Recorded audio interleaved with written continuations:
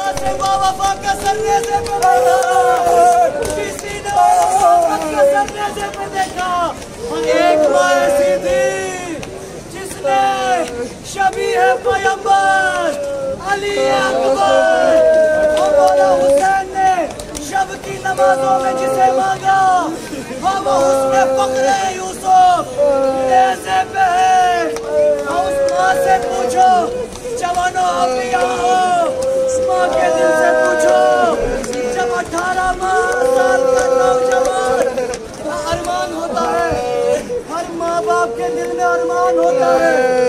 18 बरस के जवान जब हो जाए इसके लिए सोचना शुरू करता है, मगर उस माँ का क्या जिसने अभी सोचा ही नहीं बेटा कैसे